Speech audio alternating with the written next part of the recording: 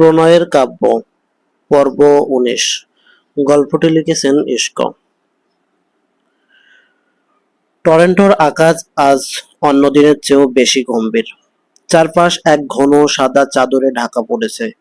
তুষারপাতের ঝিরিঝিরি ছন্দ আজ একটু বেশি উন্মাতাল। জানালার কাছের ওপাশে পেঁজা তুলোর মতো বরফ কণাগুলো যেন এক না বলা বিরহের কাব্য লিখে চলেছে।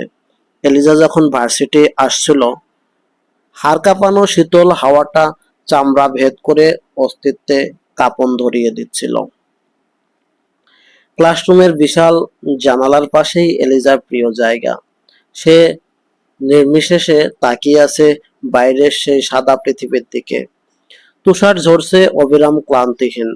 মনের ভেতর বিচিত্র সব চিন্তার আনাগোনা। আর সে উৎসের সাথে ভার্সিটিতে এসেছে।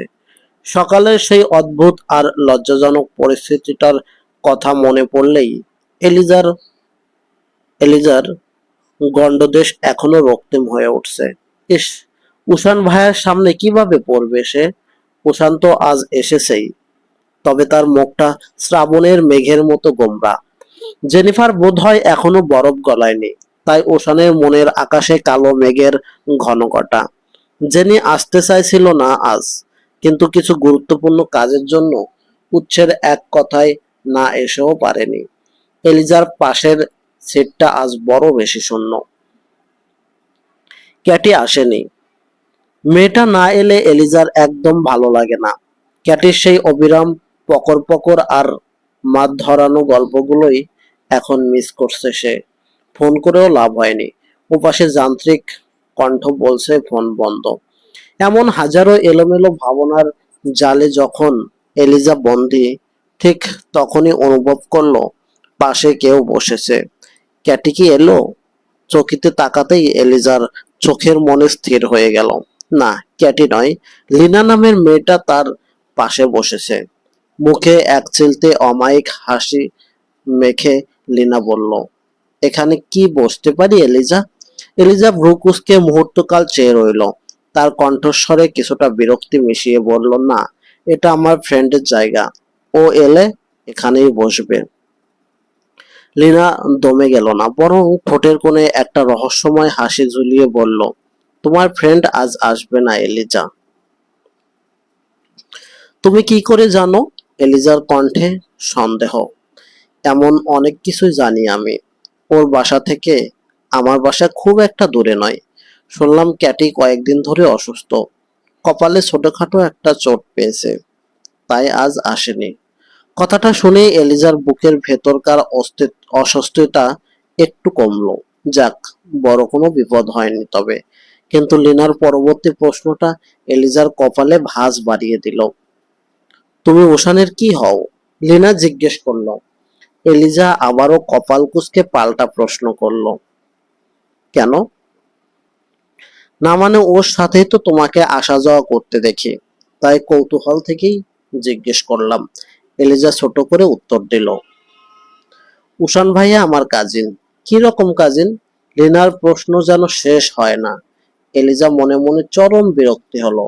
এই মেয়েটা এত প্রশ্ন করে কেন? উষান ভাইকে পছন্দ করে নাকি? তবুও নিজেকে শান্ত রেখে বলল, আমার ছোট কাকার ছেলে। লিনা এবার যেন বিদ্যুৎ স্পৃষ্ট হলো। অত্যন্ত উৎসাহিত হয়ে তার চোখ মুখ উজ্জ্বল হয়ে উঠল। সে তরবর করে বলে উঠল, তার মানে প্রফেসর এস আরও তোমার কাজিন? মানে তোমার ছোট কাকার ছেলে?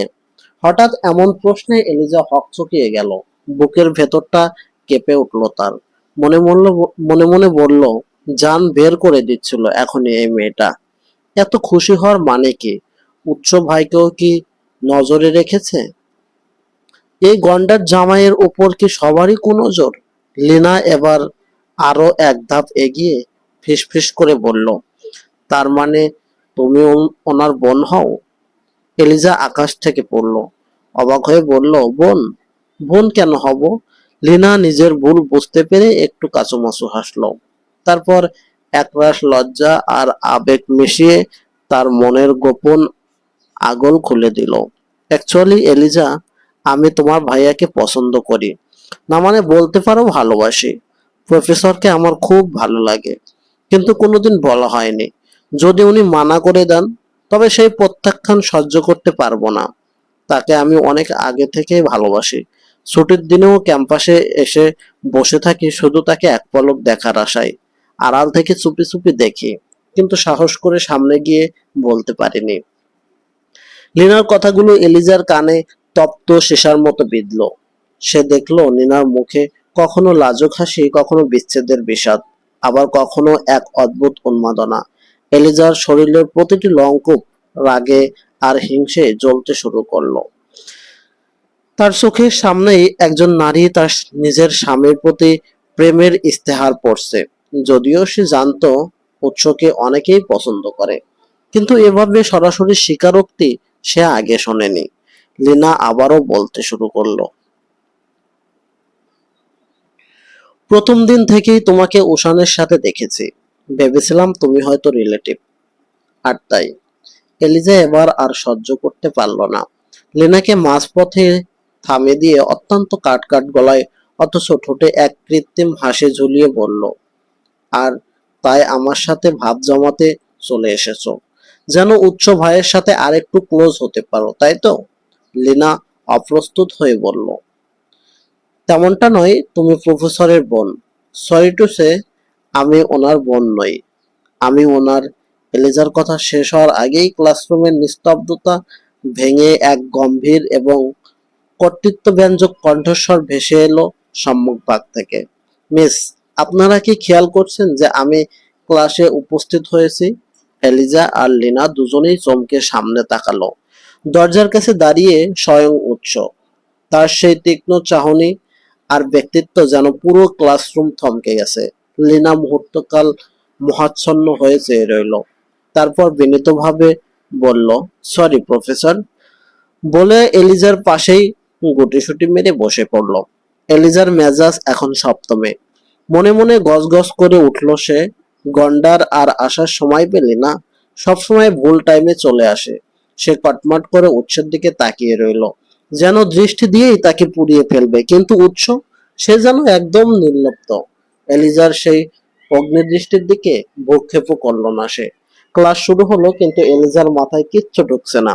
লিনা মেয়েটা একটু পর পরে উৎসের বিভিন্ন গুণগান গাইছে, তার চালচলন নিয়ে ফিসফিস করছে, আর এলিজার ভেতরের আগ্নেয়গিরির তখন টকবক করে ফুটছে। সে ক্লাসের খাতার দিকে না তাকিয়ে বারবার ওই গন্ডারটার দিকে তাকাচ্ছে। উৎস ক্লাসের ফাঁকে একবারের জন্য এলিজার দিকে বিশেষ নজর দিল না। সে এখন পুরোদম্বর একজন প্রফেশনাল প্রফেসর, ভদ্র, গম্ভীর এবং ধরাছোঁয়ার বাইরে। উৎসের এই নির্লিপ্ততা এলিজাকে আরো বেশি ক্ষিপ্ত করে তুলল। সে দাঁত কিরমির করে বিড়বিড় করলো, গন্ডার একটা, বাড়িতে এক রূপ আর এখানে এসে সাধু সেজেছে। বাইরের তুষারপাত তখনও সমানে চলছে, আর ক্লাসরুমের ভেতর এলিজার মনের অন্দরে বয়ে চলেছে এক বিধ্বংসী ঝড়ো হাওয়া, যার নাম হিংসে আর অধিকারবোধ। টরন্টোর এই হাড় কাঁপানো শীতে টানা 4 ঘন্টার দীর্ঘ ক্লাস যেন আজ এলিজার কাছে অনন্তকাল মনে হচ্ছিল। এক একটি লেকচার, এক একটি স্লাইড যেন পাহাড়ের মতো ভারী। সাধারণত সেখানে বিরতিহীনভাবে বিষয়ের গভীরে গিয়ে দীর্ঘ সময় ধরে ক্লাস চলে, আর আজ লিনার অনবরত ফিসফিসানি সেই সময়টাকে আরো অসহনীয় করে তুলেছিল। যখন ক্লাসের শেষ ঘন্টার ধ্বনি বাজলো, এলিজা যেন এক রুদ্ধশ্বাস কুঠুরি থেকে মুক্তি পেল। লম্বা একটা শ্বাস ফেলে সে করিডোরে পা রাখলো। মনে মনে বলল, উফ, মেয়েটা কথা বলে বলে কান পচিয়ে দিল একদম। পুরো ক্লাস চলাকালীন এলিজা নিজেকে প্রচন্ড সংযত করে রেখেছিল, কেবল পরিবেশের খাতিরে। কিন্তু ভেতরে ভেতরে সে এখন রাগে অগ্নিকুণ্ড হয়ে আছে। তার মনে হচ্ছে লিনার মতো আরো কত মেয়ে যে উৎসের উপর মনে মনে জাল বুনে রেখেছে, তার হিসেব নেই। এলিজার মাথায় অদ্ভুত এক চিন্তা ঘুরপাক খাচ্ছে। এখন থেকে তার জামাইকে মনে হয় বোরখা পরিয়ে বা পর্দা করিয়ে ভার্সিটিতে আনতে হবে। লিনা যেভাবে প্রেমের ইস্তেহার শোনালো, তাতে যে অলরেডি নজর লেগে গেছে সে বিষয়ে এলিজা নিশ্চিত। রাগে গজগজ করতে করতে এলিজা পার্কিং লটের দিকে এগোচ্ছিল। তুষারপাত এখন কিছুটা কমেছে, কিন্তু বাতাসের ঝাপটা যেন চাবুকের মতো লাগছে মুখে। উৎস ক্লাসের আগেই বলে দিয়েছিল ছুটির পর যেন এলিজা সরাসরি পার্কিং লটে যায়, সে সেখানেই অপেক্ষা করবে। এলিজা দ্রুত পায়ে বরফ মারিয়ে যাচ্ছিল। ঠিক তখন পেছন থেকে একটা পরিচিত কণ্ঠস্বর ভেসে এলো, এলিজা। ঘাড় ঘুরিয়ে তাকাতেই এলিজার বুকের ভেতরটা স্যাঁত করে উঠল। অ্যালেক্স, সেই চেনা মুখ। কিন্তু এই মুহূর্তে এলিজার কাছে সবচাইতে অনাকাঙ্ক্ষিত। এলিজা কোনো উত্তর দিল না, বরং নিজেকে আরো গুটিয়ে নিয়ে হাঁটার গতি বাড়িয়ে দিল। এলিজা, স্টপ, শোনো আমার কথা। অ্যালেক্স আবারও ডাকলো। তার কণ্ঠে এক ধরনের আকুতি থাকলেও এলিজার কানে তা বিষের মতো লাগলো। সে এমন একটা ভাব ধরলো যেন সে কিছুই শুনতে পায়নি। কানে বরফ শীতল বাতাস আর মনের ভেতরে হাজারো উৎকণ্ঠা নিয়ে সে প্রায় দৌড়ানোর ভঙ্গিতে এগিয়ে চলল। অ্যালেক্সও পিছু ছাড়ল না, সেও পেছন পেছন আসছিল। এলিজা একবারের জন্য পিছু ফিরে তাকানোর সাহস পেল না, পাশে যদি কোনো নতুন ঝামেলায় জড়াতে হয়। অবশেষে দ্রুত পদে সে পার্কিং এরিয়াতে এসে পৌঁছালো। চারপাশটা গাড়ির ভিড়ে কিছুটা অন্ধকারাচ্ছন্ন। এলিজা একটু থমকে দাঁড়িয়ে পিছে ফিরে দেখলো, না, অ্যালেক্সকে আর দেখা যাচ্ছে না। হাঁফ ছেড়ে বাঁচল সে, কিন্তু স্বস্তির নিঃশ্বাসটা পুরোপুরি ফেলার আগেই কোনো এক শক্ত দেয়ালের মতো শরীরের সাথে সজোরে ধাক্কা খেল সে। আতঙ্কে এলিজা আর্তনাদ করে উঠতে চাইল। কে? সামনে তাকাতেই দেখলো গম্ভীর মুখে দাঁড়িয়ে আছে স্বয়ং উৎস। কালো ওভারকোটের উপর কিছু বরফ কণাও তখনও চিকচিক করছে। উৎসকে দেখে মুহূর্তের জন্য ভয়টা কেটে গেলেও সাথে সাথেই লিনার সেই কথাগুলো আর সকালের সব রাগ মাথায় চড়ে বসলো। উৎস এলিজার অস্থিরতা লক্ষ্য করে ভ্রু কুঁচকে প্রশ্ন করলো, কি দেখছিলি পিছু ফিরে? এলিজা কোনো জবাব দিল না। একরাশ অভিমান আর বিরক্তি নিয়ে সে গটগট করে গিয়ে বাড়ির ভেতরে বসে পড়ল। উৎস কিছুটা অবাক হলো।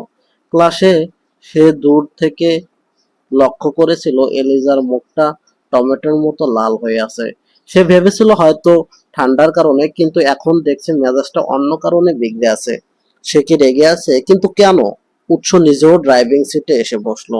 গাড়ির ভেতরের পরিবেশটা থমথমে। উৎস এক পলক আর চোখে তার অবাধ্য নীলপরীটাকে দেখলো। এই মেয়ে কোনোদিন নিচ থেকে সিট বেল্ট লাগায় না, এটা তার চিরকালের অভ্যাস। উৎস অভ্যাসবশতই কিছুটা ঝুঁকে এলো এলিজার দিকে, নিজে হাতে বেলটা টেনে লাগিয়ে দেওয়ার জন্য। উৎস যখন একদম কাছে চলে এলো, এলিজা তখন তার পুরুষালী পারফিউমের তীব্র ঘ্রাণে আরো বিচলিত হয়ে উঠলো। সে এক ঝটকায় নিজেই তাড়াহুড়ো করে সিট বেল্টটা লাগিয়ে ফেললো, যেন উৎসের ছোঁয়া থেকেও সে আজ নিজেকে আড়াল করতে চায়। উৎস অবাক হয়ে ভ্রু কুঁচকে আবার নিজের জায়গায় ফিরে এলো। কিছুক্ষণ নীরবতা পালন করে সে শান্তভাবে গাড়ি স্টার্ট দিল। ইঞ্জিন গর্জে ওঠার সাথে সাথে চাকা গড়িয়ে চলল টরন্টোর বরফে ঢাকা পিচ ঢালা রাস্তায়। টরন্টোর রাজপথ এখন জনমানবহীন, যেন এক নিস্তব্ধ ধবলপুরী। রাস্তার দুধারে জমাট বাঁধা বরফের স্তূপ আর পাইপ গাছের পাইন গাছের পাতায় আটকে থাকা তুষারের ভার, সব মিলিয়ে এক অপার্থিব পরিবেশ। এক সময় গাড়ির ভেতরের নীরবতা উৎসের কাছে অসহ্য হয়ে উঠল। তার তোতা পাখিটা, যে কিনা অবিরাম কথা বলে কান ঝালাপড়া করে দেয়, সে আজ পাথরের মূর্তির মতো চুপচাপ জানালার ওপাশে তাকিয়ে আছে। এই মৌনতা উৎসের অস্তিত্বে এক অদ্ভুত অস্বস্তি জাগিয়ে তুলল। উৎস আর থাকতে না পেরে আর চোখে এলিজার দিকে তাকিয়ে প্রশ্ন করলো, কি হয়েছে নীল? চুপ কেন তুই? এলিজা পাথরের মতোই নির্বিকার, কোনো উত্তর না তার ঠোঁট থেকে।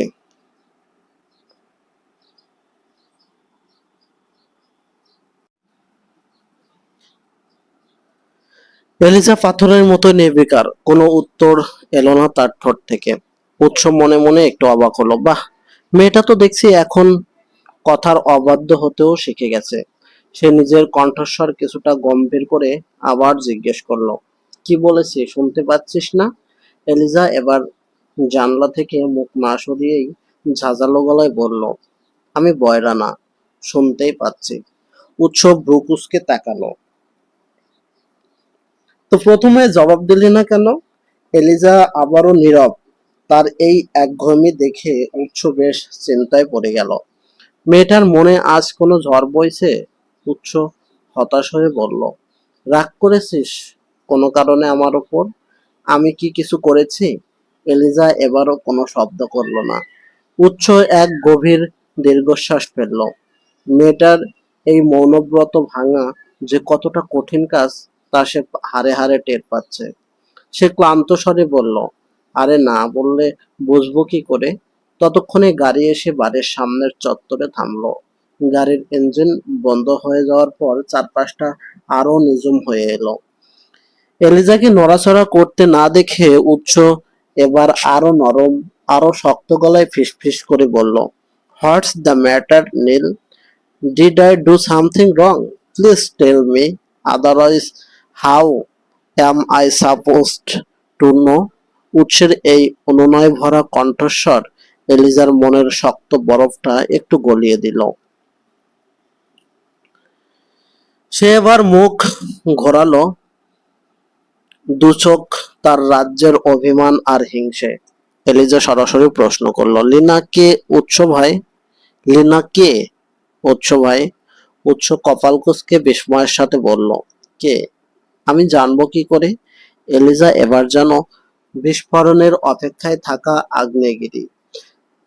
সে মুখ ঝামটা দিয়ে বলল, আজকে যে আমার পাশে বসেছিল যে মেয়েটা। উৎস একটু ভেবে নিয়ে বলল, ও কি বলেছে ও তোকে? এলিজা এবার রাগে ফেটে পড়ল।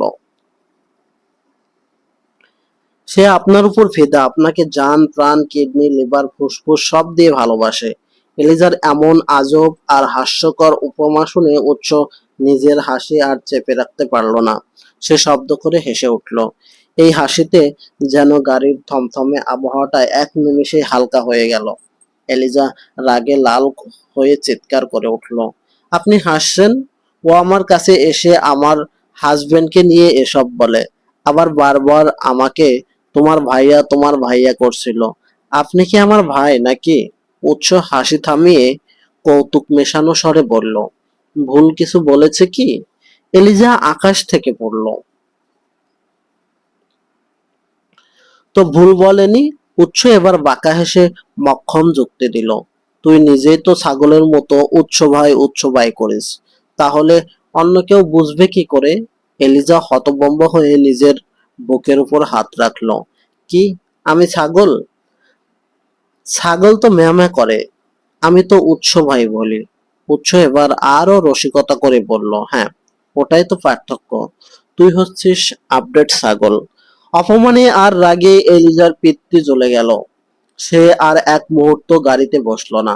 ধরফর করে দরজা খুলে বেরিয়ে দাঁড়িয়ে চিৎকার করে বলল, আমি ছাগল হলে আপনি কি? গন্ডার একটা!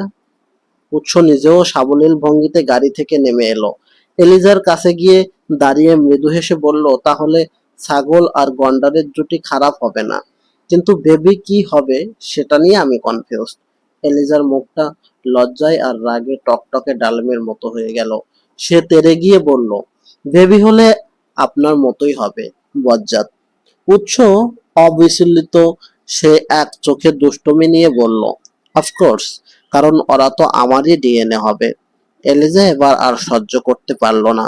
সে মুখ ভেংচিয়ে বিদ্রূপের সুরে বলল, আসছে আমার ডিএনএ ওয়ালা, বলেই হাতের ব্যাগটা সজোরে ছুঁড়ে মারল উৎসের দিকে।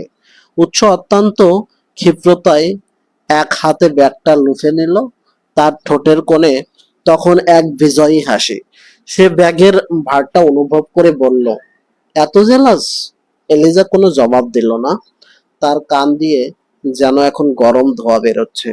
সে আর পেছনে না তাকিয়ে ধূপধাপ পা ফেলে বরফ মারিয়ে গটগট করে বাড়ির ভেতরে ঢুকে গেল। উৎস তার প্রস্থান পথের দিকে তাকিয়ে নিঃশব্দে হাসল। বিশাল অট্টালিকার অন্দরমহলে তখন এক নীরব চাঞ্চল্য বিরাজ করছে।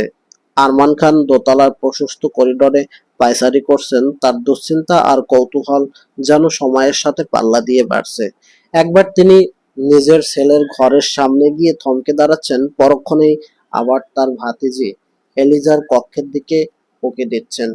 একটু আগেই তিনি দেখলেন একজন সার্ভেন্ট ব্যস্ত সমস্ত হয়ে এলিজার ঘর থেকে আলমারির কাপড় চোপড় বই খাতা আর যাবতীয় জিনিসপত্র নিয়ে উৎসের ঘরের দিকে যাচ্ছে। আরমান খান বিস্ময়ে বিমূঢ় হয়ে মাঝপথে এক সার্ভেন্টকে থামিয়ে দিলেন। ভ্রুকুচকে অবাক হয়ে জিজ্ঞেস করলেন, কি ব্যাপার? এসব জিনিসপত্র কার অনুমতিতে ও ঘরে নেওয়া হচ্ছে?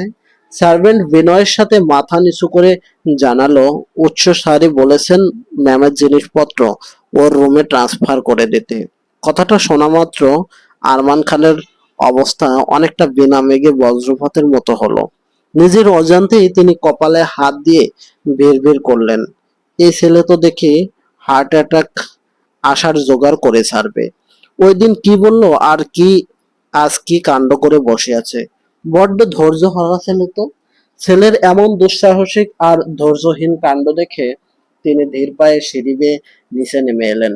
মনের মধ্যে একরাশ বিস্ময় আর এক চিলতে বিরক্তি নিয়ে তিনি লিভিং রুমের সোফায় ধবাস করে বসে পড়লেন। তার মুখমণ্ডল শ্রাবণের মেঘের মতো গোমরা হয়ে আছে। উপমা বেগম রান্নাঘরের তদারকি শেষ করে ড্রয়িং রুমে আসতেই দেখলেন তার স্বামীর এমন গম্ভীর দশা। তিনি মৃদু হেসে এগিয়ে এলেন।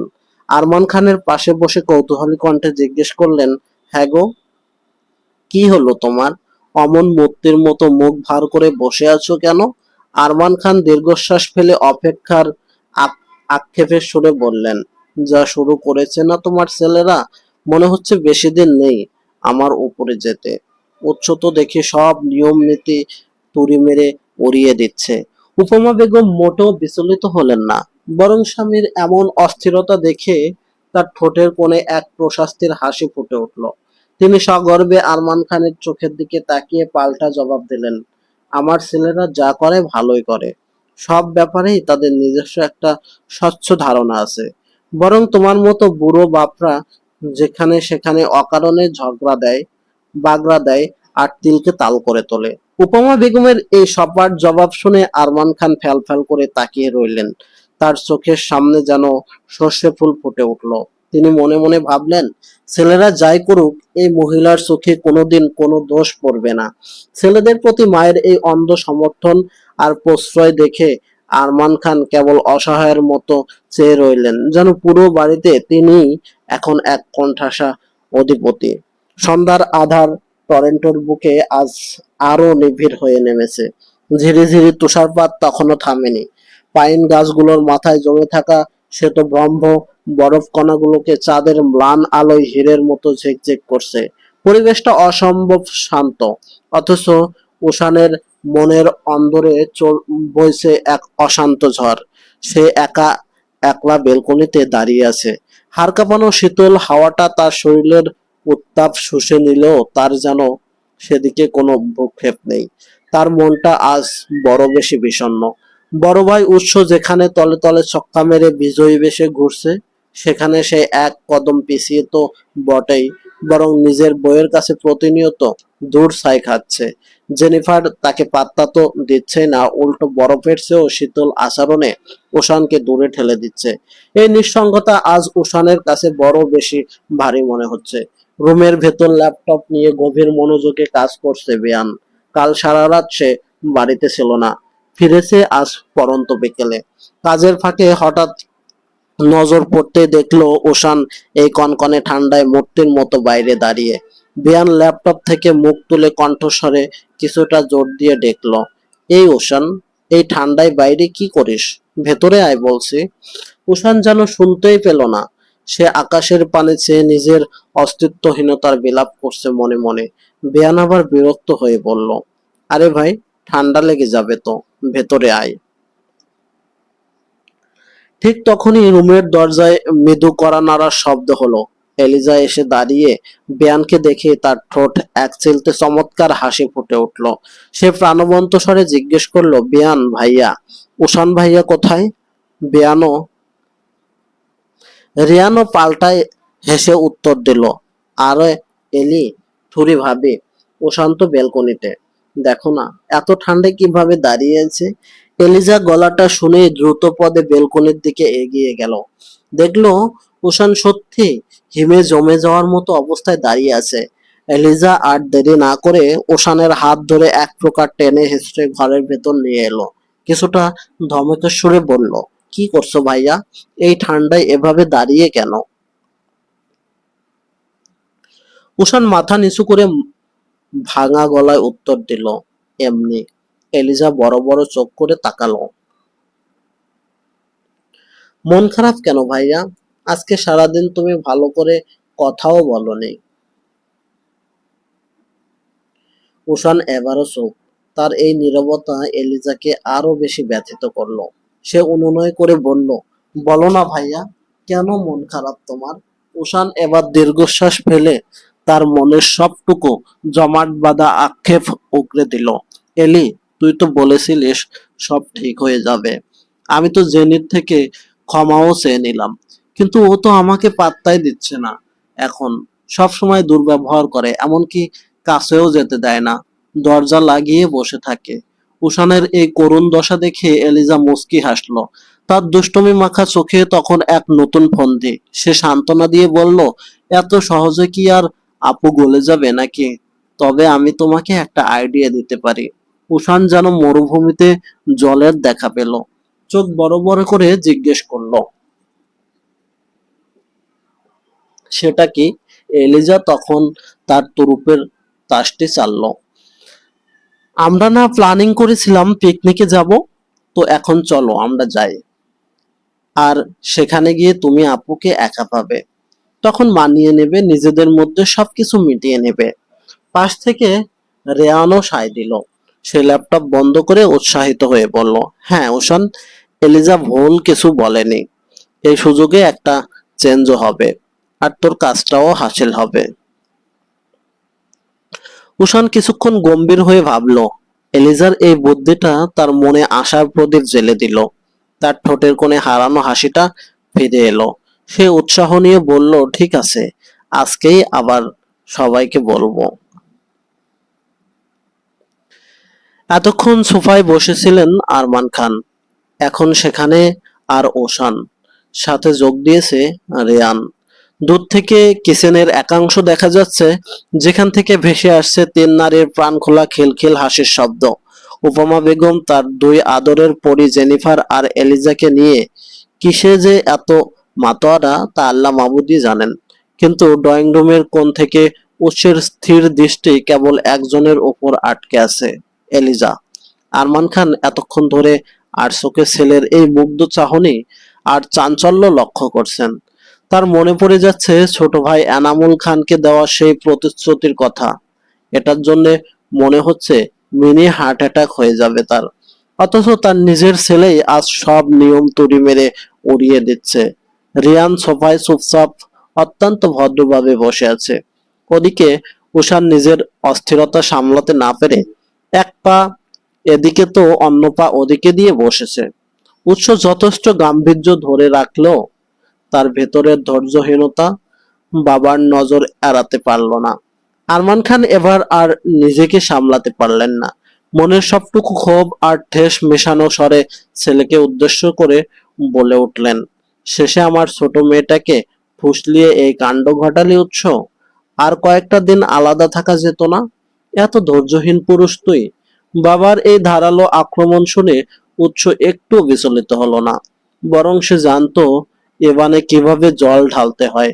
সে বাবার দিকে এক বাঁকা চাহনি ছুড়ে দিয়ে নিচু নিচু কিন্তু দৃঢ় স্বরে পাল্টা চাল দিল, তাহলে পাপা, তুমিও মামের থেকে আলাদা থেকে প্রমাণ করে দাও যে তুমি কতটা ধৈর্যবান। ছেলের মুখে এমন তড়িৎ এবং অকাট্য যুক্তি শুনে আরমান খান যেন আকাশ থেকে পড়লেন। তিনি রীতিমতো আঁতকে উঠে কপাল চাপড়ে বলতে লাগলেন, এজন্যই বলে অল্প বয়সে বাপ হতে নেই, না হলে ছেলেগুলো বড় হয়ে বাপকে বন্ধু ভেবে মশকরা করা শুরু করে। উষান এক কোণে বসে ভ্রু কুঁচকে সব শোনার চেষ্টা করছিল। তার কান যেন বাতাসের হাহাকার ছাপিয়েও বাবার আর ভাইয়ের ফিসফিসানি ধরে ফেলল।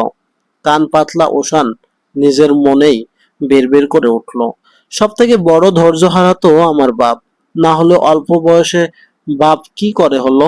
রিয়ান পাশে বসে উষানের এই বিড়বিড়ানি শুনে অবাক হয়ে জিজ্ঞাসা করলো, এই, তোরা বাপ ছেলেই তো, যেভাবে একজন আরেকজনকে খোঁচা মারিস মনে হয় লেদাকালের বন্ধু। উষান হেসে বলল, আব্বু এমনই, ছোট থেকে আমরা আব্বুর সাথেই খেলেছি, যেখানে যাওয়ার গিয়েছি, এখানে আসার পরও সেই একই চিত্র। রিয়ান মনে মনে এক দীর্ঘশ্বাস ফেলল। এমন বন্ডিং দেখলে হিংসা হয়। সবসময় হাসি খুশি প্রাণবন্ত এক পরিবার, অথচ তার নিজের বাবা বড্ড স্ট্রিক্ট, যেখানে গাম্ভীর্যের আড়ালে হাসিগুলো ঢাকা পড়ে থাকে। ঠিক সেই মুহূর্তে কিচেন থেকে এক অপূর্ব সৌরভ নিয়ে বেরিয়ে এলেন উপমা বেগম, জেনিফার আর এলিজা। তাদের হাতে সন্ধ্যাবেলার মুখরোচক সব নাস্তা। ঘরের থমথমে গাম্ভীর্য নিমিষেই কর্পূরের মতো উড়ে গেল। গরম কফির ধোঁয়া আর নাস্তার গন্ধে ড্রয়িং রুমটা মাও করে উঠল। তারপর সবাই মিলে চূড়ান্ত সিদ্ধান্ত নিল আগামী দুদিন পরেই তারা পিকনিকে যাচ্ছে। গন্তব্য শহর থেকে কিছুটা দূরে অবস্থিত উৎসের সেই নির্জন ভিলা, যেখানে তুষারপাতের রাতে আগুনের কুণ্ডুলি জ্বালিয়ে জমানো হবে আড্ডা, আর মিটিয়ে দেওয়া হবে মনের সব মান অভিমান। বাইরের হাড় কাঁপানো ঠান্ডার বিপরীতে ঘরের ভেতরটা উষ্ণ আবেশে মাখা। এলিজার আজকের সকালটা যেন অন্য আটপৌরে সকালের মতো নয়। একরাশ স্নিগ্ধতা আর অদ্ভুত এক শিহরণ নিয়ে সে আজ ঘুম থেকে জেগেছে। আর জাগবেই না বা কেন? তার বিছানার পাশে টেবিলের ওপর রাখা সেই ছোট্ট উপহারটি তো আজকের সব আনন্দের মূল উৎস। উৎস তাকে একটি ফোন দিয়েছে। শুধু ফোন নয়, যেন এক টুকরো ভালোবাসা। ফোনটির পেছনে সেই বিশ্বখ্যাত কামড়ানো আপেলের চিহ্নটি রূপালী আভায় চিকচিক করছে, যা আভিজাত্য আর আধুনিকতার এক অনন্য সমন্বয়। এলিজা তো ভেবেই রেখেছিল আজ সে নিজেই আবদার করবে একটি নতুন ফোনের জন্য। কারণ তার ফোনটা কারণ তার ফোনটা তো উৎসই ভেঙেছে। সেদিন ছোট আব্বু দিতে চাইলেও ছোট আম্মু বাধা দিয়ে বলেছিলেন উৎস দেবে। এলিজা ভেবেনি এলিজা ভাবেনি সেই কথা উৎস এভাবে মনে রাখবে। উৎসের মতো এমন ব্যস্ত মানুষের মস্তিষ্ক যে তার সামান্য প্রয়োজনের কথা গুছিয়ে রেখেছে, এটাই এলিজার কাছে এক পরম প্রাপ্তি। উপহারটি পেয়ে এলিজা যতটা না অবাক হয়েছেন, এলিজা তার চেয়েও হাজার গুণ বেশি খুশি। কারণ এটি উৎস ভাই এর কাছ থেকে পাওয়া তার জীবনে প্রথম উপহার। ফোনটি হাতে নিতেই এলিজার চোখ জোড়া বিস্ময়ে আটকে গেল। ফোনের কাভারটি অদ্ভুত সুন্দর করে কাস্টমাইজ করা।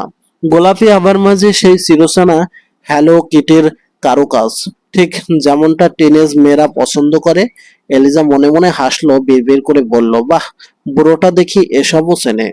আমার পছন্দ অপছন্দের খবরও তো দেখি ঠিকঠাক রাখে। এলিজা ঘোরের মধ্যে ফোনটা উল্টে পাল্টে দেখছিল।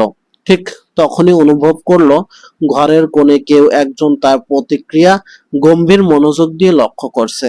উৎস তার চেনাশোনা সেই গাম্ভীর্য মাখা অবয়ব নিয়ে দাঁড়িয়ে আছে। এলিজা হঠাৎ মাথা তুলে তাকালো। সরু ভ্রু জোড়া কুঁচকে সে কিছুটা সন্দিহান কণ্ঠে প্রশ্ন ছুড়ে দিল, এটা কখন কিনলেন? উৎস একটুও বিচলিত হল না, না হয়ে শান্ত স্বরে বলল, এভাবে একদম পাক্কা গিন্নিদের মতো জিজ্ঞেস করছিস কেন? এলিজার মুখটা অভিমানে কিছুটা ফুলে উঠল। সে পাল্টা জবাব দিল, ওমা, ভাই ডাকলে বলেন ভাই ডাকি কেন, আবার কিছু জিজ্ঞেস করলে বলেন গিন্নিদের মতো কেন বলি, তো করবোটা কি আমি?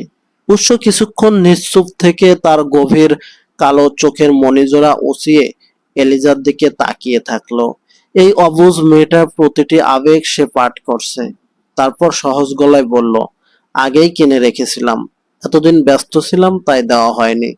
এলিজার ঠোঁট উল্টে চোখা করে বলল, ও, পছন্দ হয়েছে? উৎসের সংক্ষিপ্ত প্রশ্ন। এলিজা এবার আর হাসি চাপতে পারল না। তার সারা মুখের খুশির এক আলোকছটা খেলে গেল। আনন্দিত হয়ে এসে বলল, খুব পছন্দ হয়েছে, ইচ্ছে করছে আপনার গালে একটা চুমু খাই, এমনই পছন্দ হয়েছে। উৎসের ঠোঁটের কোণে এবার এক চিলতে শয়তানি হাসি ফুটে উঠল। সে ধীর পায়ে এলিজার দিকে এগিয়ে এসে বলল, তাই? এলিজা উত্তেজনার বশবর্তী হয়ে মাথা নাড়িয়ে সম্মতি জানালো। হুম। উৎস এবার তার কণ্ঠস্বর কিছুটা খাদে নামিয়ে প্রশ্ন করল, সজ্ঞানে বলছিস? এলিজার ভেতরের জেদি সত্তাটা চট করে জেগে উঠল। সে তেজ দেখিয়ে বলল, আপনার কানে সমস্যা না থাকলে সজ্ঞানেই বলছি। উৎস এবার এক পা এগিয়ে এলিজার একদম সান্নিধ্যে এসে দাঁড়ালো। তার চোখে মুখে এখন খেলা করছে এক আদিম পৌরুষের আকর্ষণ। সে ফিসফিস করে বলল, গালে কেন খাবি? অন্য জায়গায় খাবি। এলিজা এবার হকচকিয়ে গেল। হৃৎপিণ্ডটা যেন গলার কাছে এসে ধকধক করছে। সে থতমত খেয়ে বলল, অন্য জায়গায় মানে? উচ্চ কিছুটা নুয়ে পড়ল। এলিজার দিকে তাপ্তাপ্ত নিঃশ্বাস তখন এলিজার কপালে আছড়ে পড়ছে। উচ্চ খুব মোলায়েম অথচ দাবি ভরা স্বরে বলল, অন্য জায়গায় মানে? অন্য জায়গা এই যেমন ঠোঁটে। এলিজার শরীরের প্রতিটি লংকপ যেন দাঁড়িয়ে গেল। সে আমতা আমতা করে নিজেকে সামলে নিয়ে বলল, আরে আমি তো ওটা কথার কথা বলেছি, সত্যি সত্যি তো আর বলিনি। উৎস এবার এক চুলো নড়ল না। তার চোয়াল শক্ত হলো, চোখে এক অটল সংকল্প। সে গম্ভীর স্বরে আদেশ করলো, যা বলার বলে ফেলেছিস, এখন করে দেখানোর পালা, ফার্স্ট কর।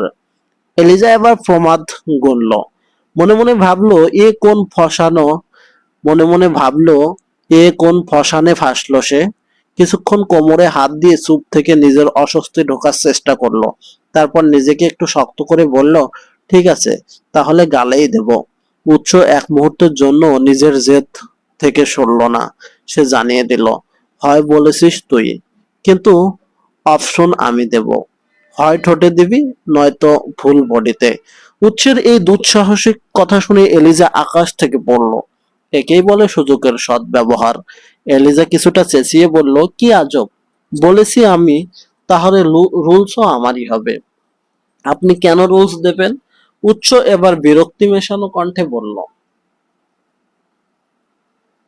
ফার্স্ট কর, তোর এত পকর পকর শুনতে পারবো না। এলিজা এবার ইতউতি করতে শুরু করলো। এতদিন উৎস ভাই নিজেই তাকে তাকে জোর করে জড়িয়ে চুমু খেয়েছে, কিন্তু আজ তাকে নিজেকে সেই কাজটা করতে হবে। তার লজ্জা যেন এবার বাদ মানছে না। সে এক পা এগোচ্ছে তো দু পা পিছোচ্ছে। তার এই দ্বিধা আর চঞ্চলতা দেখে উৎস রসিকতা করে বলল, আমি কি সাহায্য করব হার্ট? এলিজার বুকটা ধড়াস করে উঠল। সে আমতা আমতা করে বলল, ইয়ে মানে গালে দিলে হয় না? উৎস এবার সেই চূড়ান্ত কথাটি বলল, rules is rules. Rules break করলে পানিশমেন্ট পেতে হবে। সেটাই চুমুর থেকেও ভয়ঙ্কর হবে। এলিজা এবার বাধ্য হয়ে এক পা দুপা করে এগিয়ে এলো। উৎস তার এক হাত বাড়িয়ে দিতেই এলিজা কাঁপা কাঁপা হাতে সেই হাতটি ধরল। পরক্ষণেই উৎস তাকে সজোরে নিজের দেহের সাথে জাপটে ধরল। এলিজা যেন তার বিশাল বুকের মাঝে সেধিয়ে গেল। উৎস এতটা দীর্ঘদেহী আর এলিজা এতটা খাটো যে সে চাইলেও উৎসের নাগাল পাচ্ছে না। সে কয়েকবার পায়ের আঙুলে ভর দিয়ে উঁচিয়ে ধরার চেষ্টা করলো, কিন্তু ব্যর্থ হলো। এলিজার এই অসহায়ত্ব দেখে উৎস তার দুই হাত দিয়ে এলিজার কোমর জড়িয়ে ধরলো। তারপর অবলীলায় তাকে উপরে তুলে ধরলো, যাতে এলিজার মুখ সরাসরি তার মুখের সমান্তরালে আসে। উৎস এবার গম্ভীর স্বরেই বলল, then let's do it together. Eliza শুকনো ঢোক গিলল। তার চোখ এখন উৎসের সেই তীক্ষ্ণ আর নেশাতুর চোখের দিকে। নজর পড়ল উৎসের ঠোঁটের কোণে থাকা সেই পরিচিত কুচকুচে কালো ছোট তিলটার দিকে। তিলটা যেন এই মুহূর্তে কোনো মায়াবী জাদুকরের মতো তাকে আকর্ষণ করছে। সে ঘোরগ্রস্তের ন্যায় সেদিকে তাকিয়ে রইল। উৎস তা লক্ষ্য করে প্রশ্ন করলো, do you want to taste it? Eliza নিশ্চুপ হয়ে তাকিয়ে থাকলো। উৎস আবার বলল, দেন ডু ইট। এলিজা এবার আর নিজেকে সামলাতে পারল না। সে সামান্য ঝুঁকে তার সেই গোলাপের পাপড়ির মতো কোমল ঠোঁটজোড়া পরম আবেশে ছুঁয়ে দিল উৎসের ঠোঁটের কোণে থাকা সেই তিলটার ওপর। হালকা একটা স্পর্শ, অথচ যেন হাজার ভোল্টের বিদ্যুৎ এলিজার সারা শরীরে খেয়ে গেল। স্পর্শটা করেই সে দ্রুত সরে গেল। তার শ্বাস প্রশ্বাস তখন প্রচন্ড দ্রুত গতিতে বইছে। এলিজার লজ্জায় আর একরাশ কৃত্রিম রাগ দেখিয়ে বলল, এবার ছাড়ুন। উৎস এলিজার এই লাজুক অবস্থা দেখে ঠোঁট টেপে হাসলো। সে ধীরে ধীরে এলিজাকে মেঝেতে নামিয়ে দিল। এলিজা কিছুটা দূরত্ব বজায় রেখে দাঁড়ালো। তার সারা মুখ তখন রক্তিমা ভাব। নিজেকে স্বাভাবিক করার জন্য সে আবার ফোনটা হাতে নিয়ে বলল, আপনার পছন্দ আছে উৎস ভাই, এটা বলতেই হবে। উৎস যেন একটু অবাক হওয়ার ভান ধরলো। এতদিন মনে হয়নি সেটা? এলিজা এবার ভেংচি কেটে বলল, না, এতদিন মনে হতে আপনি একটা রসকসীন মানুষ। যদি আপনি এমনই রসকসীন, কাঠখোট্টা আর আনরোমান্টিক। এলিজার মুখে নিজের এই বদনাম শুনে উৎসের ঠোঁটে সে বাঁকা হাসিটা ফিরে এলো। সে নিজের কণ্ঠস্বরে এক অদ্ভুত খসখসে মাদকতা নিয়ে এলিজার কানের কাছে মুখ নিয়ে বলল, তাহলে চলো বউ, বেডে চলো। তোমার দেওয়া সকল অপবাদ মিথ্যে প্রমাণ করে দিব। উৎসের এই চূড়ান্ত নির্লজ্জ অফার শুনে এলিজার মাথায় যেন আকাশ ভেঙে পড়ল। সে লজ্জায় আর অপমানে চিৎকার করে উঠল, আ সকাল সকাল আমার মুডটাই নষ্ট করে দিলেন অসভ্য লোক। এই অসভ্য অসভ্য কথা ছাড়া আর কিছুই বলতে পারেন না আপনি। এক একটা নির্লজ্জ কথার পারমাণবিক বিস্ফোরণ যেন। এলিজা আর এক মুহূর্ত সেখানে দাঁড়ালো না। গজগজ করতে করতে ঝড়ের বেগে ঘর থেকে বেরিয়ে গেল। উৎস ভ্রু কুঁচকে তার যাওয়ার পথের দিকে তাকিয়ে রইল। সে তো একজন রিসার্চার। সে প্রতিটি তত্ত্বকে পরীক্ষা নিরীক্ষার মাধ্যমে প্রমাণ করতে চায়। সে তো কেবল এলিজার সেই আনরোমান্টিক অপবাদটারই প্রমাণ দিতে চেয়েছিল, অথচ মেয়েটা তাকে অসভ্য বলে চলে গেল। উৎস নিজের মনেই বিড়বিড় করলো, ভুল কিছু বললাম নাকি? স্ট্রেঞ্জ।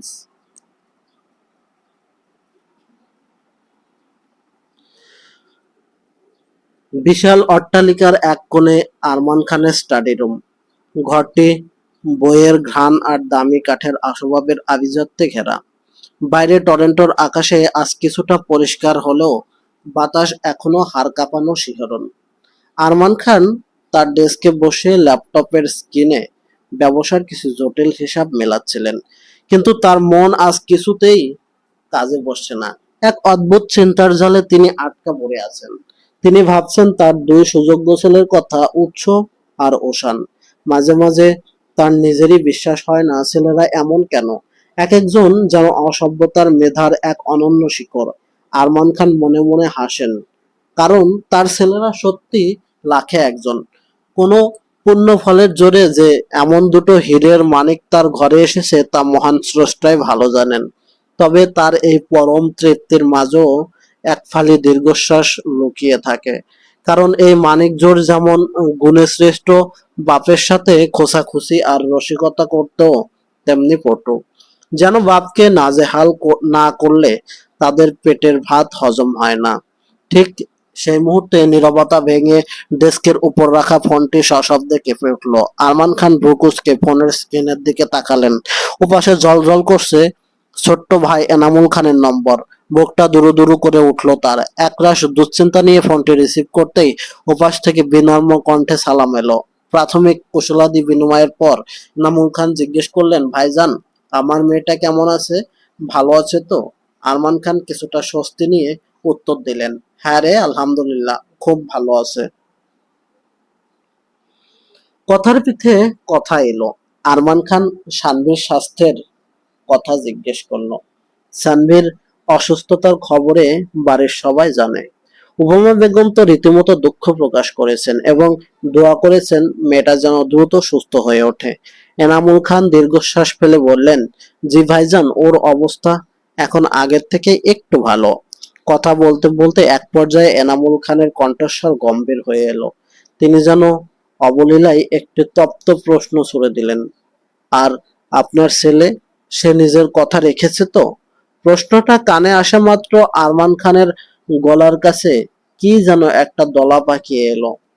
তিনি শুকনো ঢোক গিলেছিলেন নিজের অবাধ্য বড় ছেলের ধৈর্যহীন কর্মকাণ্ডের কথা মনে পড়তেই। তিনি রীতিমতো তুতলিয়ে উঠলেন। এনামুলকে যে কথা দিয়েছিলেন তা যে তার ছেলে এক তুড়িতে উড়িয়ে দিয়ে এলিজাকে নিজের রুমে শিফট করে নিয়েছে, সে কথা মুখ দিয়ে বের করা এখন অসম্ভব। তিনি দ্রুত সামলে নিয়ে ব্যস্ততা দেখিয়ে বললেন, এনামুল, তোকে আমি বাসায় গিয়ে কল করব। ভাইজান, এখন অফিসে আছি, অনেক কাজ, পরে কথা হবে, কেমন? কথা শেষ না করেই তিনি দ্রুত ফোনটি কেটে দিলেন। মনে হলো এক বিরাট বিপদ থেকে আপাতত বেঁচে গেলেন, কিন্তু দুশ্চিন্তার কালো মেঘ তখন তার কপালে ভাঁজ ফেলে রেখেছে।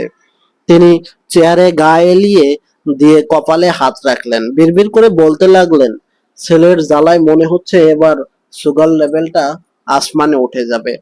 আল্লাহ এমন দুটো হীরার মানিক দিলে যে ওদের যন্ত্রণায় নিজের বাপের নামটাই ভুলে যাচ্ছি আমি।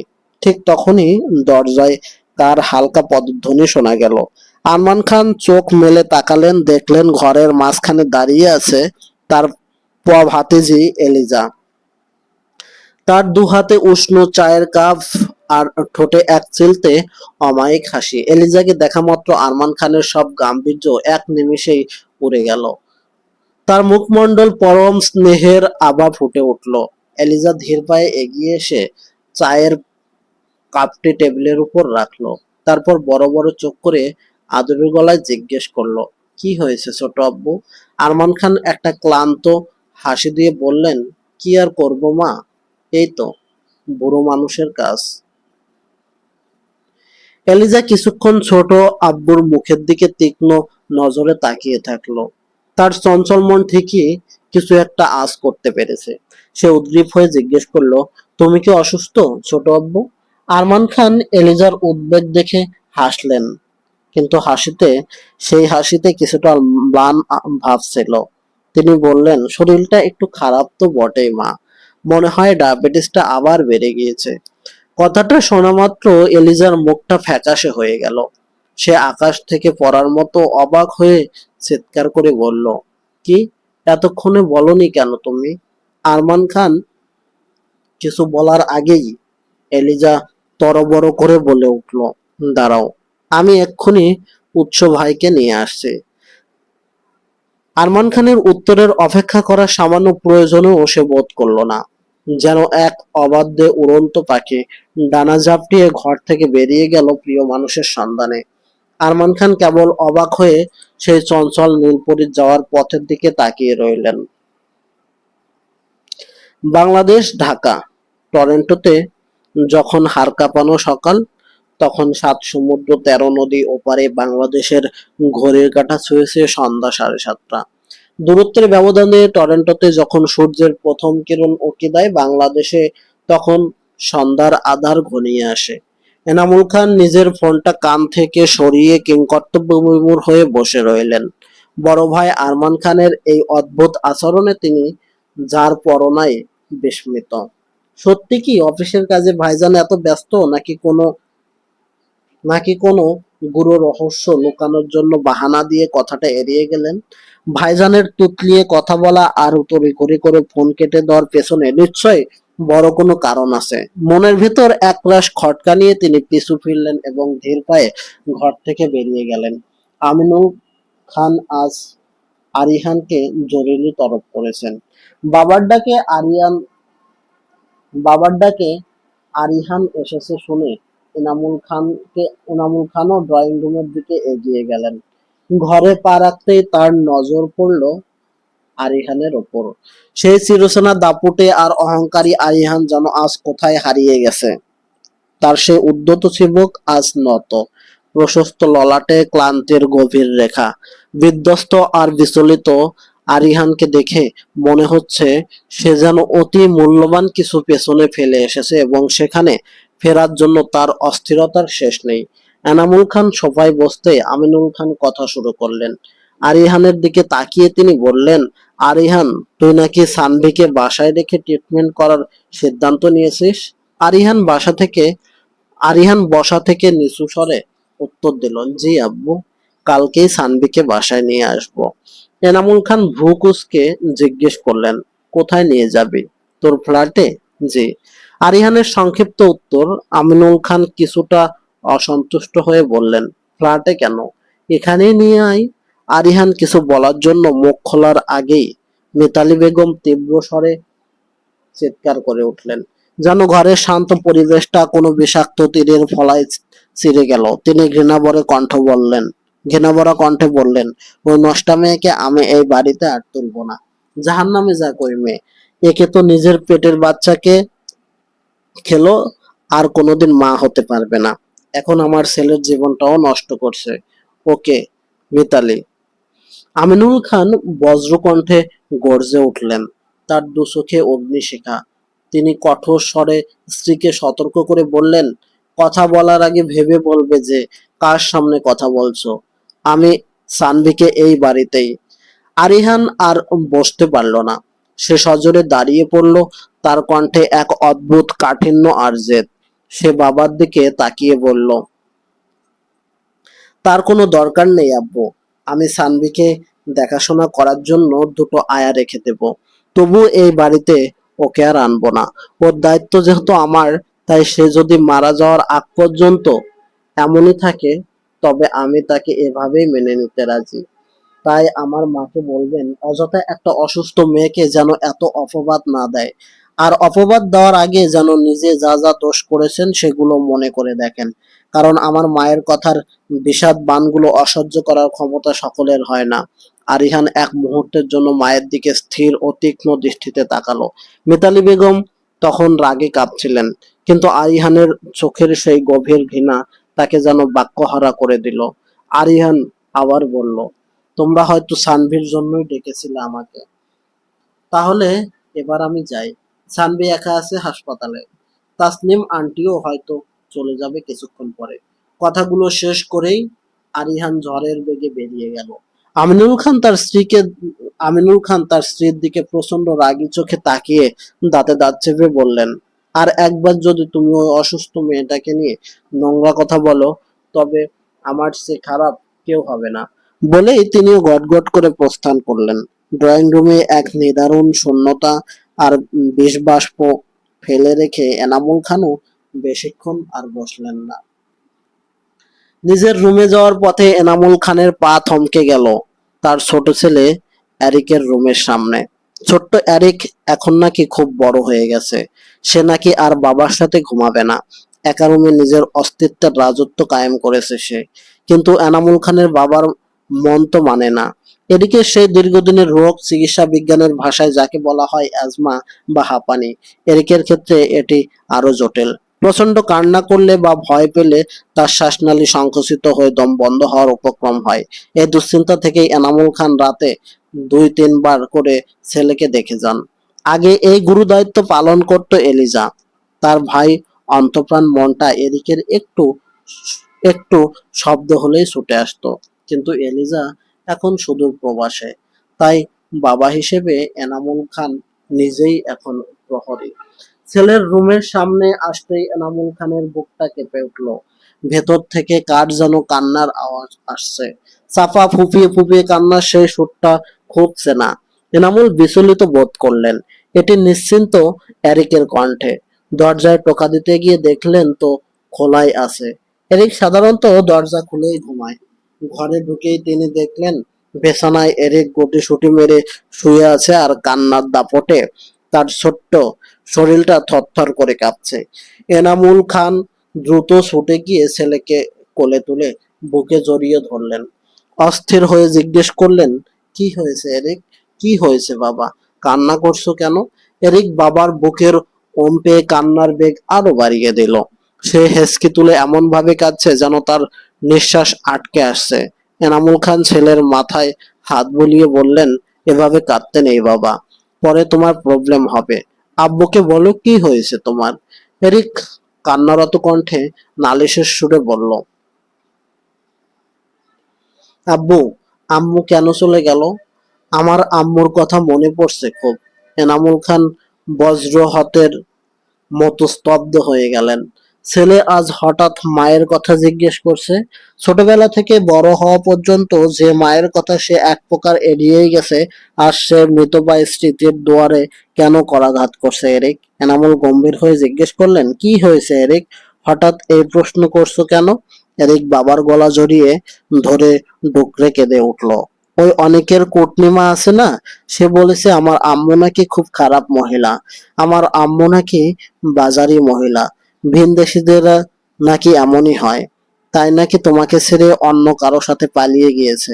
আমার সব ফ্রেন্ডদের সামনে এসব বলে আম্মুকে অপমান করেছে আব্বু। সানায়া আপু এসে যখন বকা দিল, তখন ওই মহিলা চলে গেল। বলো না আব্বু, আম্মু কোথায়? আমি তার কাছে যেতে চাই। এনামুল খান পাথরের মতো স্থির হয়ে বসে রইলেন। চারপাশের বাতাস যেন এক নিমেষে ভারী হয়ে গেল। এরিক তখনও বাবার জামা খামচে ধরে হাহাকার করছে। সে আবার বলল, আব্বু, আমাকে আপ্পির কাছে নিয়ে যাও, নয়তো আম্মুর কাছে। আমার আম্মু এতটাও খারাপ না। আমার আম্মুকে এনে দাও না আব্বু। মায়ের জন্য এক অবোধ শিশুর এই বিলোপ যেন পৃথিবীর সবচাইতে ভারী বিষাদ। কান্নার তীব্রতায় এরিকের ফর্সা মুখটা নীল হয়ে আসতে শুরু করলো। হঠাৎ করে তার বুকের খাঁচাটা অস্বাভাবিকভাবে ওঠানামা করতে লাগলো। তার অ্যাজমা অ্যাটাক হয়েছে। দম বন্ধ হয়ে আসার উপক্রম দেখে এনামুল খান দ্রুত ড্রয়ার থেকে ইনহেলার বের করলেন। এরিকের মুখে তা লাগিয়ে সজোরে প্রেস করলেন। ধীরে ধীরে ওষুধের স্পর্শে এরিকের শ্বাস প্রশ্বাস স্বাভাবিক হতে শুরু করলো। এনামুল খান তাকে শক্ত করে বুকের মাঝে পিষে ধরলেন। তার নিজের চোখের কোণেও তখন অশ্রুর বান ডেকেছে। তিনি অত্যন্ত ব্যথিত স্বরে বললেন, আল্লাহর দোহাই লাগে বাপ, চুপ কর তুই, চুপ কর। তোর মা আসবে না। সে বহু বছর আগেই চলে গিয়েছে। যার কাছে তোদের দাম নেই, তার কোনো প্রয়োজন নেই আমাদের জীবনে। আজ তোর এই অবস্থার জন্য তোর মাই দায়ী। যে মা ছোট্ট দুধের শিশুটাকে ফেলে রেখে চলে যায়, সে মা হওয়ারই যোগ্য নয়। দোতলার প্রশস্ত করিডোর পেরিয়ে ওশান এসে ঢুকেছে বড় ভাই উৎসের রুমে। দুই ভাইয়ের মধ্যে তখন অত্যন্ত জরুরি কোনো বিষয় নিয়ে নিচু স্বরে আলোচনা চলছে। উৎসের কপালে চিন্তার সূক্ষ্মভাঁজ, আর উষানও অন্য দিনের তুলনায় বেশ মনোযোগী। ঘরের ভেতরের গাম্ভীর্য তখন চরমে। ঠিক তখনই সেই নিস্তব্ধতা চূর্ণ বিচূর্ণ করে ঝড়ের বেগে ঘরে প্রবেশ করলো এলিজা। তার এলোমেলো চুল, কপালে বিন্দু বিন্দু ঘাম, আর দুচোখে রাজ্যের আতঙ্ক। সে রীতিমতো হাঁপাতে হাঁপাতে উৎসের সামনে গিয়ে দাঁড়ালো। তার বুকটা ভয়ে দুরু দুরু কাঁপছে। নিজেকে সামলে নিয়ে সে আর্তনাদ করার মতো করে বলে উঠল, উৎস ভাই, উৎস ভাই, ছোট আব্বুর ডায়াবেটিস বেড়ে গিয়েছে। এলিজার এই অদ্ভুত শব্দচয়ন শুনে উৎসের মস্তিষ্কের সকল চিন্তার সুতো যেন পেঁয়াজ খেয়ে গেল। সে আলোচনার মাঝপথেই থেমে গিয়ে ভ্রু কুঁচকে তীক্ষ্ণ দৃষ্টিতে এলিজার দিকে তাকালো। বিস্ময় আর বিভ্রান্তি নিয়ে সে প্রশ্ন করলো, কি বললি? কি বেড়ে গিয়েছে? কুষাণও এবার থতমত খেয়ে গেল। সে দুই কদম এগিয়ে এসে আকাশে থেকে পড়ার মতো অবাক হয়ে বলল, ডায়াবেটিকটা আবার কি রে বোন? কোনো নতুন ভাইরাসের নাম নাকি? এলিজা তখন উত্তেজনার চরম শিখরে। তার কাছে এখন শব্দের শুদ্ধতা বিচার করার চেয়ে ছোট আব্বুর শারীরিক অবস্থাটাই বড়। সে ওশানের কৌতুক মাখা প্রশ্নকে তুড়ি মেরে উড়িয়ে দিয়ে উৎসের শক্ত হাতটা খপ করে চেপে ধরল। তারপর তাকে এক প্রকার টেনে নিয়ে যেতে যেতে মহা বিরক্ত হয়ে বলল, আরে, ডায়াবেটিক মানে সুগার লেভেল বেড়ে গিয়েছে। এবার বুঝেছো? উৎস ভাই চলুন। এলিজার এই অদ্ভুত ডাক্তারি ব্যাখ্যা শুনে উৎস আর স্থির থাকতে পারল না। সে নিজের হাতটা ছাড়িয়ে নিয়ে কপালে হাত দিয়ে এক দীর্ঘশ্বাস ফেলল। তারপর তাচ্ছিল্য আর হাসির সংমিশ্রণে এলিজার দিকে তাকিয়ে গম্ভীর স্বরে বলল, এই তুই ডক্টর হবি? এই তার নমুনা। রোগের নামই বলতে পারিস না? গাধা, এটা ডায়াবেটিস হবে। উৎসের এই সংশোধনের পর ঘরের গুমোট ভাবটা যেন মুহূর্তেই এক বিশাল হাসির ফোয়ারায় রূপ নিল। ওশান এবার আর নিজেকে সামলাতে পারল না। সে কপালে আর বুকে হাত দিয়ে নাটকীয়ভাবে এক দীর্ঘ আর্তনাদ করে আকাশ বাতাস কাঁপিয়ে বলে উঠল, বোন রে, তুই দয়া করে আর ডক্টর হোস না।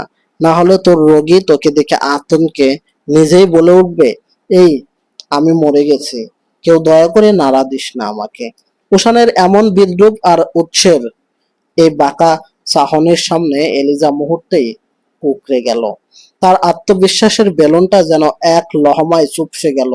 সে একদম থতমত খেয়ে আমতা আমতা করে নিজের ভুল ঢাকার চেষ্টা করলো। লাজুক অথচ অসহায় এক চিলতে হাসি ফুটিয়ে এসে অস্ফুট স্বরে বলল, ইয়ে মানে ভাইয়া, ওটা ছোটবেলার অভ্যাস, এখনো ঠিক মতো পাল্টাতে পারিনি।